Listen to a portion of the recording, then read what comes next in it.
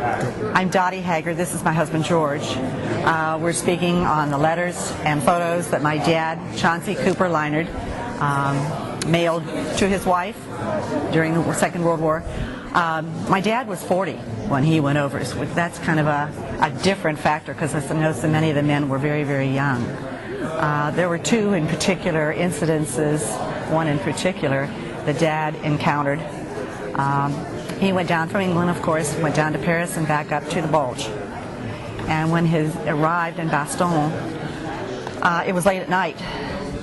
And he decided, he was in the Signal Corps, 11th Armored Division, 3rd Army. He decided this safe place, there was a lot of strafing going on, was between a couple railroad cars. And he decided that'd be a safe place overnight. When he awakened in the morning, they opened the doors of the boxcars to find they were full of munitions, which he said he immediately went out and fired his pistol a couple times, probably the only time he fired it during the war, but just to be sure that it worked. George is a better historian on the war and Dad's encounters, so I'll let him say anything that he feels appropriate. He landed, well, I've read through her letters and tried to follow the route through Europe. And he landed in December of '44 in France. First orders was move fast north to Bastogne. So his first battle was in the 11th Armor in Bastogne.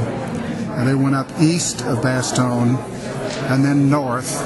And the 11th Armor is the unit that linked up with the 1st Army coming down from the north.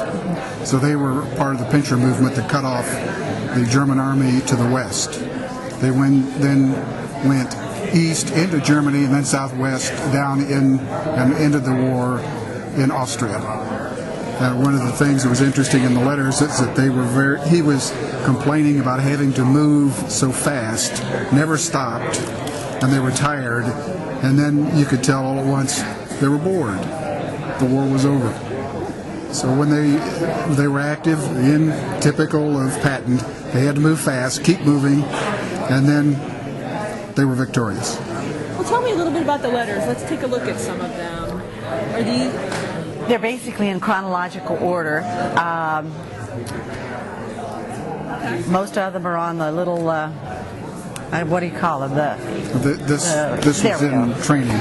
That was when they were over there. V-mail, that's right. I couldn't think of the right term. I learned about it too. But then some of them were handwritten. Of course, there doesn't appear to have been a lot of censoring in anything he wrote. He was very judicious in his writing, apparently. And it's been interesting. You don't have Mom's letters, but he responds to things that Mother would have asked, and advice, and start her on piano lessons. Yes, it's all right to buy a house, and those kinds of things. So it's been really interesting to me, those kinds of things. It was interesting on those letters. He would not say where he was. Right. Censorship. But he could say that last week I was a certain place. Or in the area of, or a month ago I was in such and such a place. When he came over on the LST, it almost sank before he landed. And then later on they were able to go back and get the Signal Corps in for stuff from the hold, which hadn't drawn water. And then you have some photographs today? These are typical photographs. Are these ones he took? Yeah. Well, we don't think some so. He took. He was in the Signal Corps, so he had access to them.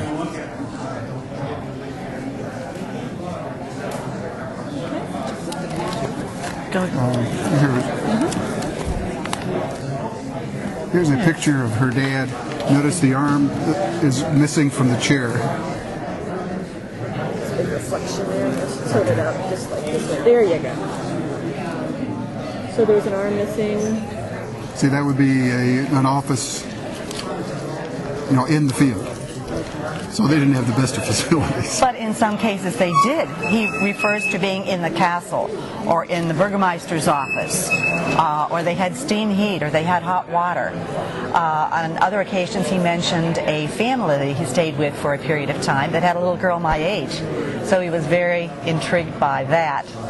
and talked about they got boiled eggs, or they got chocolate pudding, or all these things were important to him.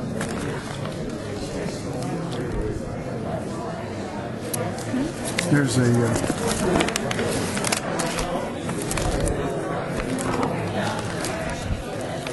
Looking for battle-worn buildings. well, here's a railroad yard. Shows how they got shot up. I think the pictures before that are even the towns. You want to go this way.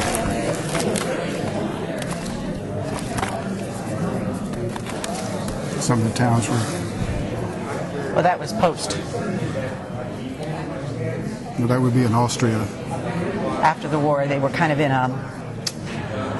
apparently like a cafe kind of thing that they were in charge of.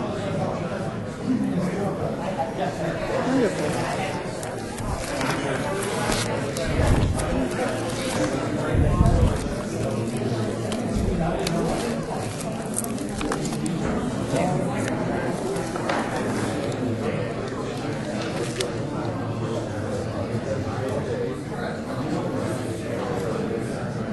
We apparently missed bringing one of the albums, and I don't know how we did that. My granddaughter had all this stuff where they did free a number of prisoners in prisoner of war camps. Not any of the named famous ones, but there's some that show prisoners walking down the city street carrying the white flag, ready to be accepted and freed. Dottie wrote this.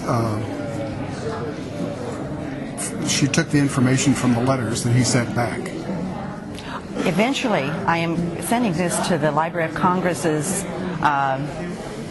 They're doing all these interviews. I'm sure you're aware of that, and hope to submit that. I haven't gotten that far. Got all the information, but just haven't done it. So, yeah.